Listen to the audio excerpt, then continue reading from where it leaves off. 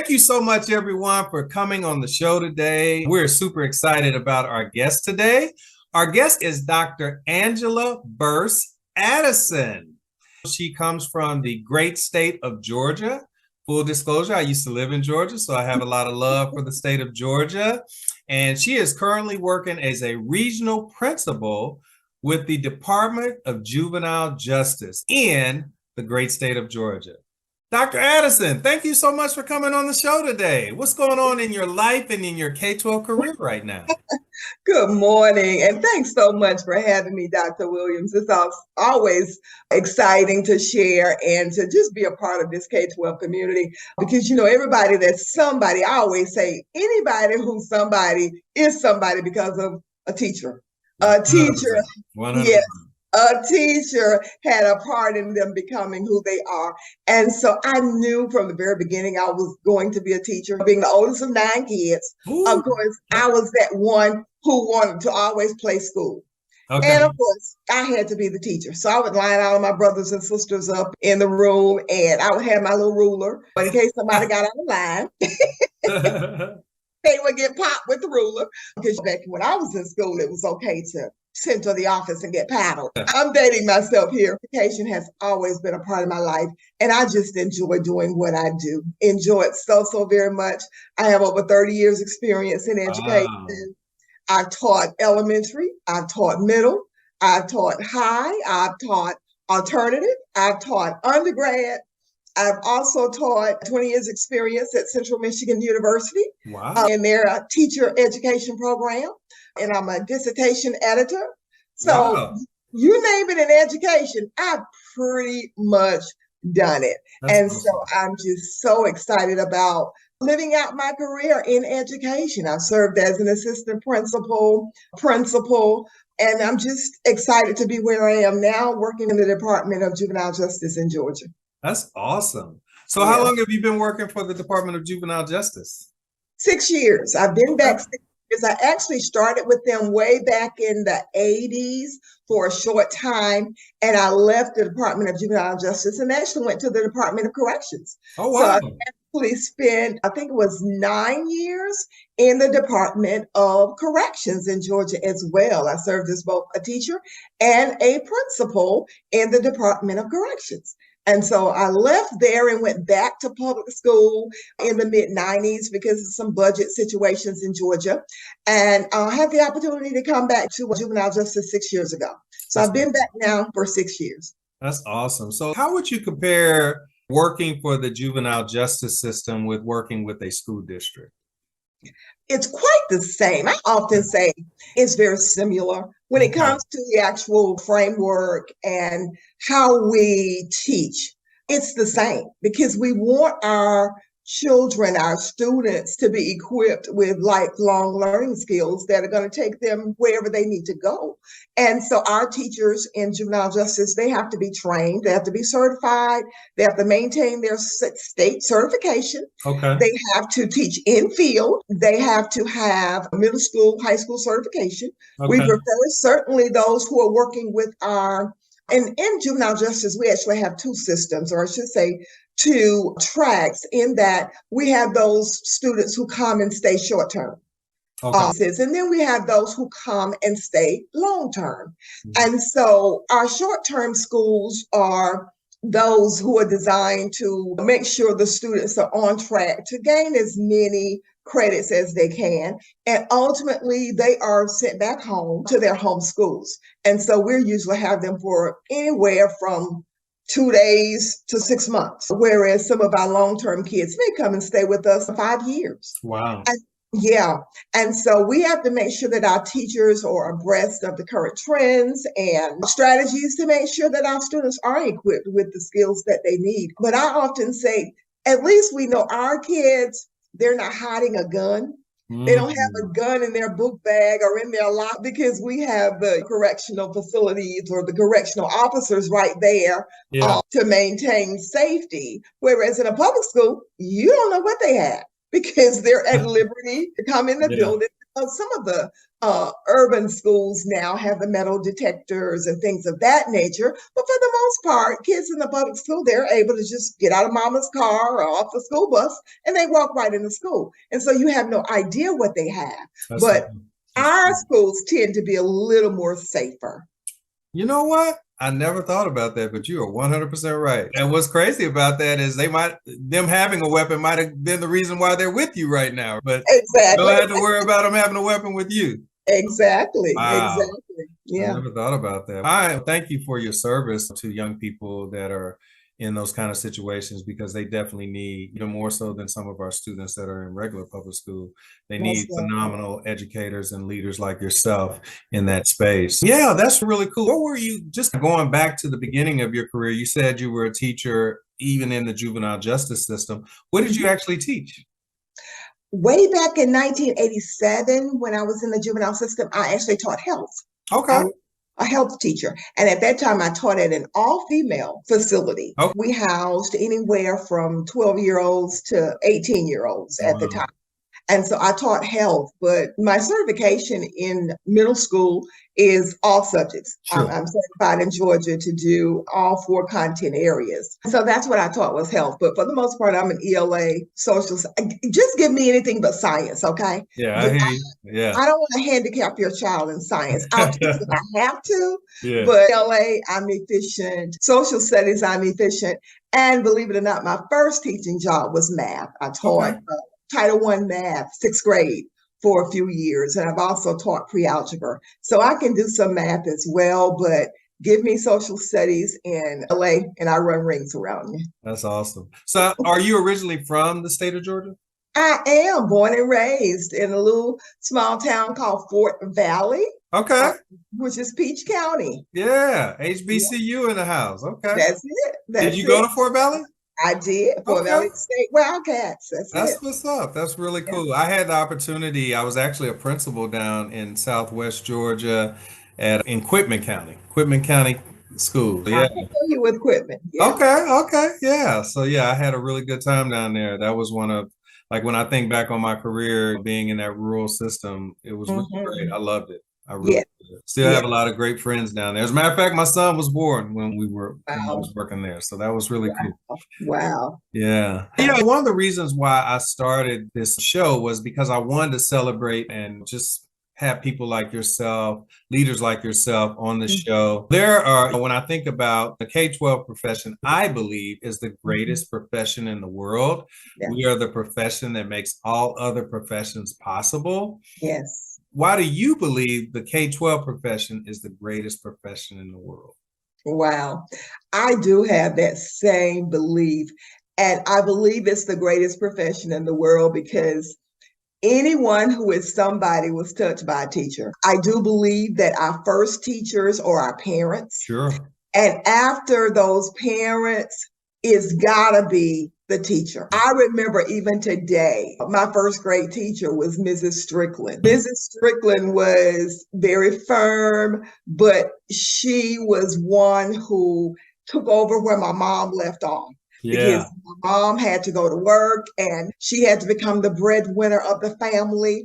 And so mama entrusted our education with the teacher because she now was no longer able to be a housewife because my dad had gone on and started another family. And so mama had to get out and work. Yeah. And so now the teachers became somewhat of a surrogate mom. Sure. And so I remember all of my elementary teachers. Miss Strickland was first grade, Miss Henry was second grade, Miss Lester was third grade, Miss McCrae was fourth grade, Miss Duncan was fifth grade, Miss Sampson was sixth grade. When I tell you I remember all of them, I literally do. And they laid the foundation. That's why I believe K-12 education is so important and K-12 educators are so important because they help to lay the foundation. Right. And not only an academic foundation, but they help to lay a social foundation. They help to lay an emotional foundation. They do it all. And I think those teachers who really understand that education is more than a job, that is really a calling, that It's something that we have to embrace, and we have to share the knowledge that we have with those students that we are training to become the leaders of tomorrow. And so I treasure all of the elementary, middle school teachers, high school teachers that I had back in the day, every single day, because they helped to shape and mold me into who I am today.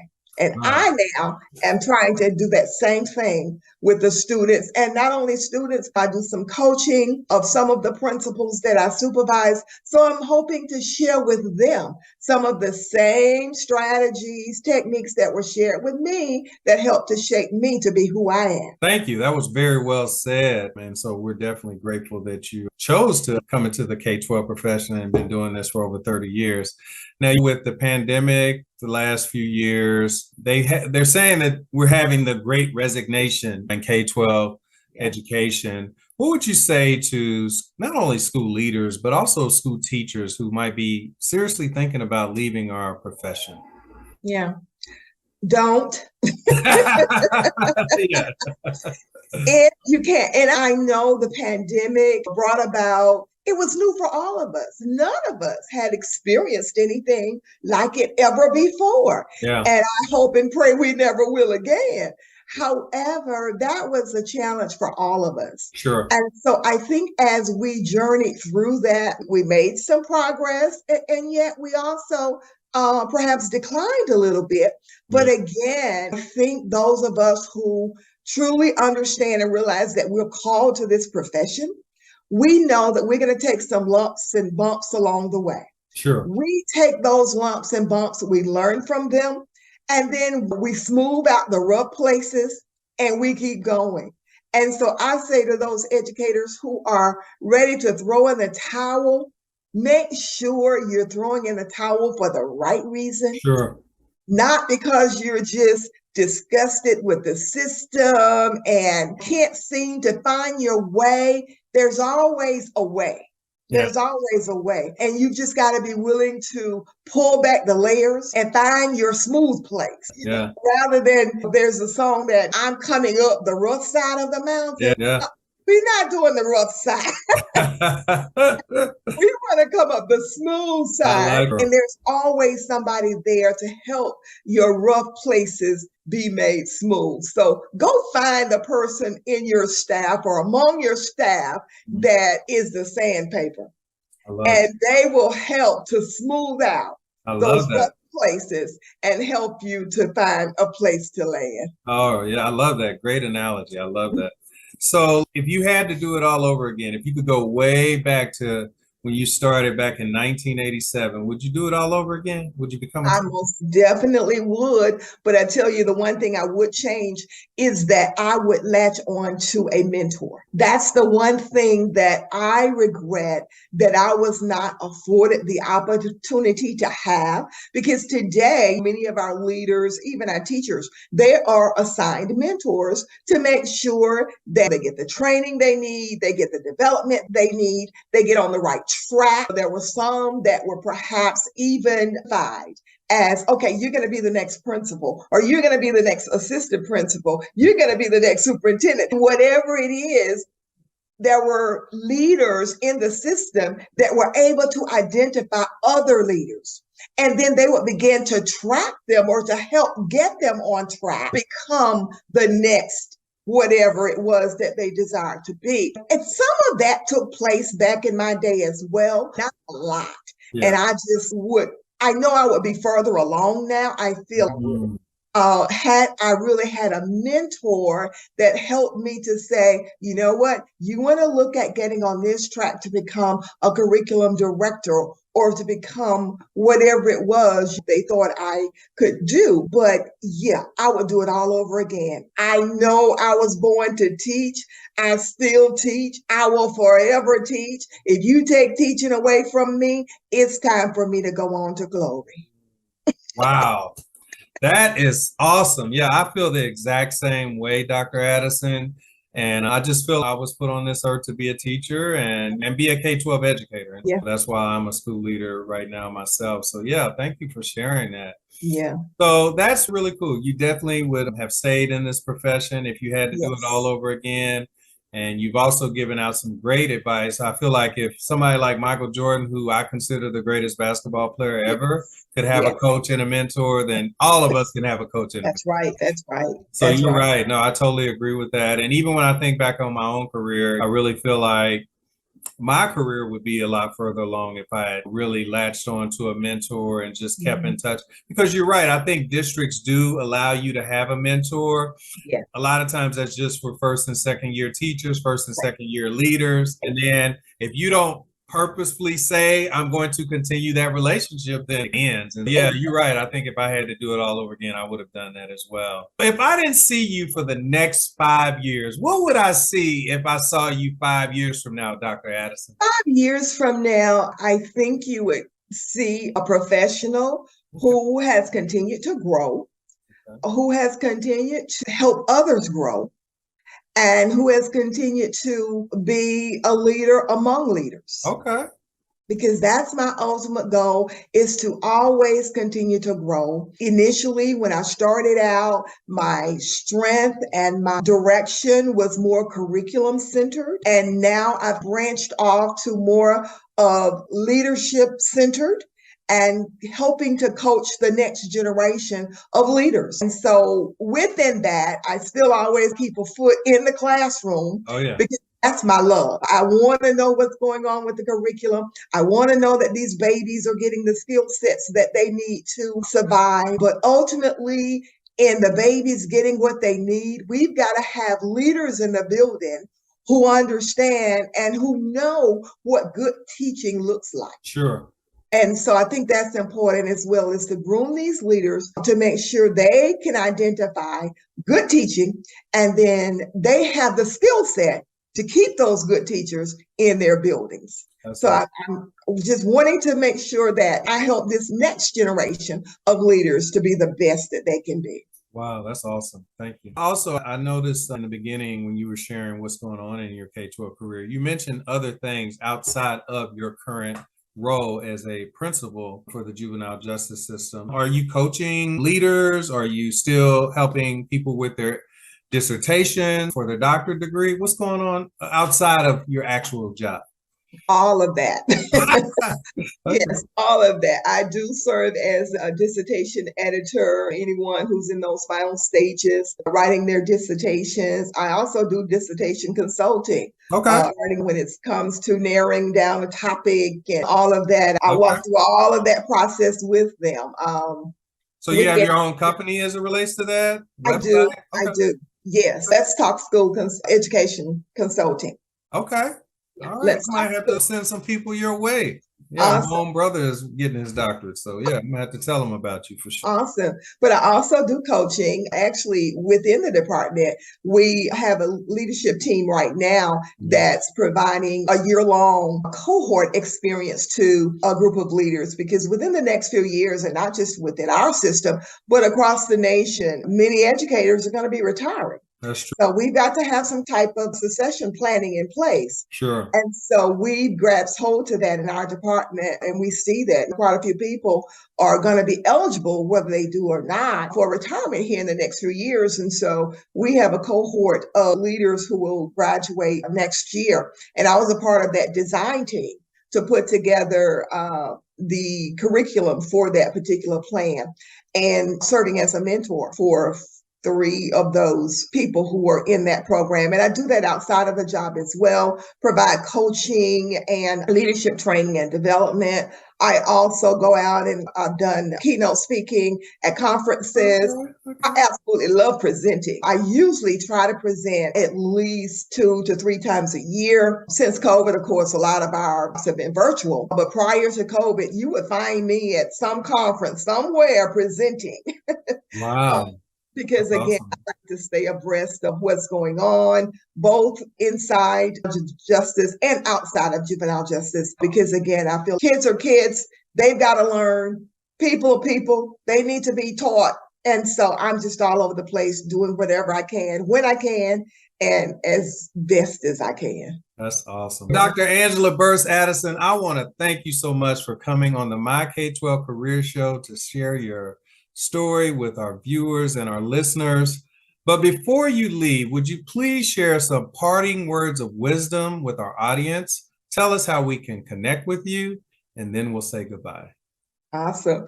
Thanks again for this opportunity, Dr. Williams. I appreciate you having me.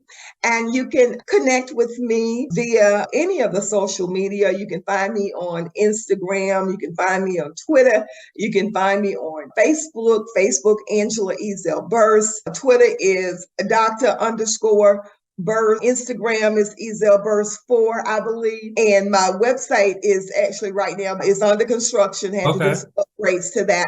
But I do have a website, letstalkschool.org. You can find all of my information there. I would love to come and share, impart, do whatever I can. I absolutely love K-12 education, and I'm excited to share all that I can share. Also, Dr. Williams, I would like to mention that I have 6 books. Curriculum, that is. I wrote a children's series, actually. Okay. So I do have books out there. You can find my books on Amazon. Walmart.com carries my books as well. Wow.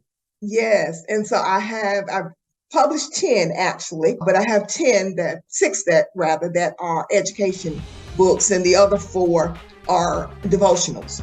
And so I have one right now that I'm writing as well, 12 Steps to Curriculum Planning. Okay. So I'm just busy trying to do what I can to make our profession one of the greatest professions there is. So I would love for you to connect with me. Those who are listening, just look me up, and I promise you we'll get back to you as quickly as we can. And thanks again, Dr. Williams, for this opportunity. Thank you so much, Dr. Addison, for coming on the show.